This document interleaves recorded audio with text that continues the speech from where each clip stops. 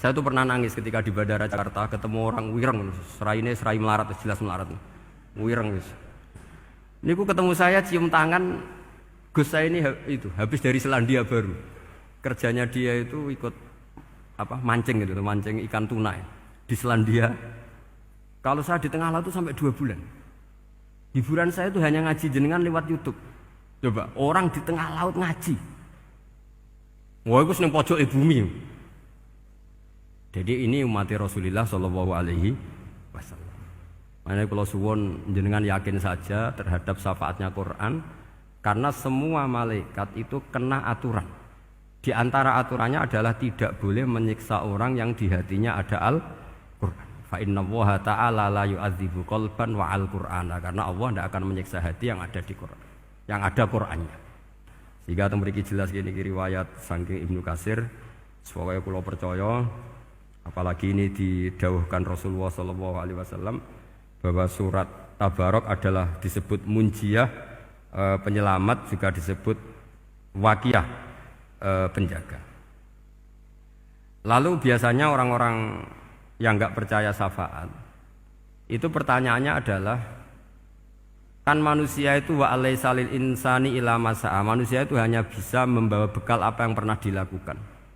Itu dijawab oleh ulama-ulama kita ahli sunnah wal jamaah. Entah perlu ditambahi anahdia apa enggak tahu saya. Saya ini kata orang banyak termasuk pengurus PBNU, tapi saya itu tetap enggak pati srek. Kalau ahli sunnah saja, enggak usah ditambahi anahdia. Karena nanti malah enggak global ini, ahli sunnah kok lokal ini jadi ribet. Ya, tapi kalau kita di Indonesia ya ditambahi anahdia enggak apa-apa. Karena mau enggak mau memang apa ya? Dalam hal ikramus sahabah mungkin kita dengan Wahabi itu sama-sama ikramus sahabah. Tapi dalam hal percaya wasilah kita ini ada miripnya dengan Syiah, karena Syiah percaya wasilah, NU percaya wasilah. Tapi dalam bab ikramu kulli sahabah beda kita dengan Syiah. Fa innas Syiin itu ada sahabat yang dihormati, ada yang enggak. Akhirnya terus kita karena itu terus bikin ahli sunnah anahdia, karena Wahabi itu ya ahli sunnah tapi enggak percaya apa? Wasilah. Ya katanya gitu, kata para pakar-pakar. Saya sendiri hanya nirukan, saya tidak punya kepentingan untuk menganalisis itu. Enggak. Karena pertanyaan di kuburan itu ya gampang, nanti marobuka, manabiuka itu gampang lah. Tapi ada KNU juga, ada nanti Gus pertanyaannya, wama jamiyatuka. Waduh ribet itu, lama-lama wama hizbuka, partai kamu apa? Ribet kan kalau semua orang kreasi nambahin, malah ribet kan. Tapi lewat ngaji ini saya pastikan bahwa surat Tabarok itu luar biasa. Terus saya teruskan. Wa qad rawat Tabrani wal Hafidz Ad-Diya al-Muqaddasi min tariqi Salam bin Sadrusih qala Rasulullah sallallahu alaihi wasallam suratun fil Qur'ani khosomat an sahibiha hatta adkhalathul jannah. Jadi ada surat di Quran yang mati-matian membela yang hafal sampai surat itu memasukkan orang itu ke surga, yaitu Tabarakalladzi biyadihil mulk. Ini yang An Ibni Abbas yang qala daraba ba'du ashabin Nabi sallallahu alaihi wasallam khiba'u ala qabrin wa wala yahsibu annahu qabrun. Fa idzan qabru insanin yaqra'u suratal mulki hatta khatamaha. Fa atan Nabiyya sallallahu alaihi wasallam faqala hiyal mani'ah hiyal munjiyah tunjihi min adzabil qabri. Jadi ada sahabatnya Nabi karena kemalaman dia bikin tenda di kuburan. Dia enggak ngira kali itu kuburan. Ternyata di situ ada orang Sohibul Qabri ini baca surat Tabarok. Baca surat Tabarok. Kemudian peristiwa itu dilaporkan ke Rasulullah. Jawabnya Nabi apa? Memang surat Tabarok itu al-mani'ah, yang bisa menghalau atau menolak azab. Terus hiyal munjiyah, memang surat Tabarok itu menyelamatkan tunjihi min adzabil qabri, akan menyelamatkan orang itu dari siksa kubur. Ikut ke sekolah. Wa qala Tabrani haddatsana Muhammad bin Hasan. Terus qala Rasulullah sallallahu alaihi wasallam lawadittu annaha fi qalbi kulli insani min ummati. Karena keramatnya surat Tabarok seperti itu, kata Nabi lawadittu pakai lam taukid.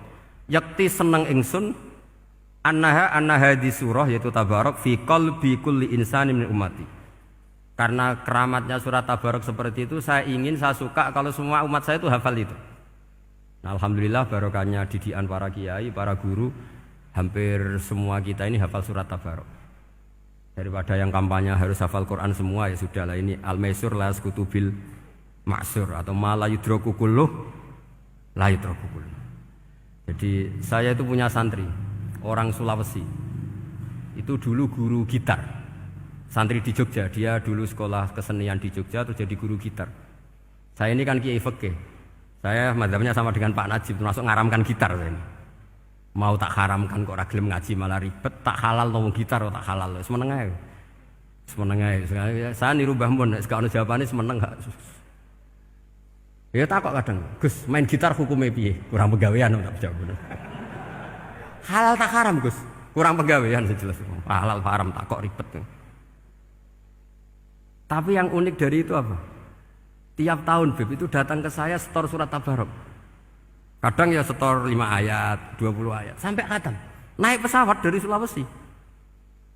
Gara-gara ngaji saya, sudahlah Gus, sementing aman. Jadi, aku ning donya wis main gitar saenakku, nak gak apal Tabarok bahaya gitu.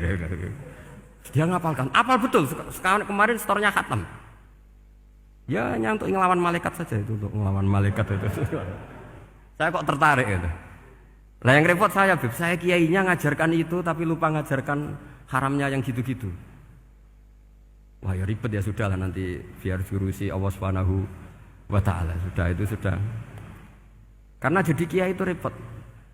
Saya pernah Beb tanggal 1 Syawal itu punya teman zaman di Sarang. Wonge wis wireng kriting soe wis wireng kriting. Jarang ke saya tanggal 1 Syawal kecuali pas itu. Ternyata datang tuh karena teman saya, semakan senior saya, mau teko mau ngijazahi saya. Gus, kowe nak dadi kiai sing hati-hati. Aja geman dalil sing ora iso nglakoni. Ono apa? Dia itu datang ke saya berarti tanggal 2 ya, tanggal 2 sore. Dia itu pas Idul Fitri itu pidato. Man shoma Ramadan wa atba'ahu sitan bin Syawal fa ka'annama shoma dahrakullah. Itu orang lugu-lugu poso. Bareng tanggal loro-loro pas wandekne rokokan. Terus wong lugu-lugu, wah rugi mbah aku poso jebule jenengan ra kena dinut. Jadi semuanya yang poso 6 hari itu ngikuti kiai itu. Ternyata pas disowani pas rokokan, rugi mbah aku anut jenengan. Tak nut-nut poso jebule jenengan gak poso. Aku yo meneng ngene, lha opo kowe dalil ngono barang lho, lha opo ora iso nglakoni. Makanya ini hati-hati para kiai, nek dalil sing ora iso nglakoni ra usah. Nak khutbah Id ora usah cerita poso 6 hari, kok malah diciri orang. Ya cerita wae wong nak berposo dosane di sepuro insyaallah, pokoke yang gampang-gampang saja. Nak dolan ning gone wong awan-awan dosa ganggu. Nak ra dolan sombong gak gelem silaturahim. Wae ngomong yang umum-umum saja. Jangan dalil poso 6 apa? Hari itu sekali ada yang nganut ternyata kamu ndak bisa, wah itu repot. Ya jadi saya berharap sekali keyakinan guru-guru kita bahwa Al-Quran mensyafaati itu kita terima. Kita terima an ilmin wa an bayinatin wa an hujatin. Kita bukan sekedar terima karena itu dawai guru enggak, tapi satu bayina. Yaitu logikanya adalah malaikat itu mukallaf. Mukallaf itu kena aturan hukum. Jika manusia kena aturan hukum harus menghormati orang hafal Quran, maka malaikat juga kena aturan yang sama. Yaitu harus menghormati yang hafal Quran. Jadi boleh kamu nanti ketemu malaikat mungkar nakir, sertifikat Iqra khatam, qiraati khatam. Syahadah saya hafid terbaik. Ya supaya dia enggak sembarangan nyiksa kita. Wah aku yakin mesti gak wani, yakin. Jajal sebenarnya. Tapi sampean matur, ojo tes tapi. Karena sekali dites bulet tuh ini. Ya jadi ini jelas ya, dawuh Nabi ketika cerita keramatnya surat Tabarok, dawuh Nabi lawaditu annaha fi qalbi kulli insanin min ummati. Wa qad rawa hadzal hadits Abdu bin Humaid fi musnadihi bi absato min hadza. Faqala ada yang cerita lebih detail di riwayat itu fa innaha al munjiyah wal mujadilah tujadilu auto khasimu yaumal qiyamah inda rabbiha liqairiha. Nah ini lebih gampang lagi. Surat Tabarok itu mati-matian bela yang baca. Semoga riwayat ini yang benar, bukan li hafidhiha tapi li qari'iha. Sampeyan milih riwayat yang hafal apa yang baca? Baca apa hafal? Baca apa hafal? Korupsi kabeh, guys. Jadi ada riwayat itu tujadilu au tukhasimu yaumal qiyamah inda rabbiha liqari'iha. Bagi yang baca tidak harus hafal. Wa tatlubulahu ayun jiyahu min adzabin nar wa yunjiya biha utawayan sahibaha min adzabil qabri. Jadi surat ini akan mati-matian bela yang membaca. Tadi kan riwayatnya hafal, jadi saya terjemah hafal terus. Akhir-akhir kok ada diskon cukup baca ya, ini tak ganti karena ini demi jenengan tak cari riwayat paling gampang. Sebetulnya ini enggak etis, kayak ilmu pesanan. Ya, tapi ya sudah, memang ada riwayat apa? Liqariha.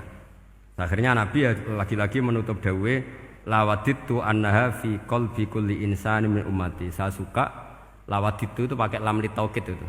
Lawaditu annaha fi qalbi kulli insani min ummati. Tapi saya suka sekali kalau itu ada di hati semua umatku. Artinya gini, dari sekian riwayat sebetulnya itu kuat riwayat yang hafal. Karena Nabi selalu menutup dengan ngendikan saya suka kalau itu ada di hati, selalu ada di hati. Itu artinya hafal apa baca? Loh menengah sampai pucat kandani kok angel teman.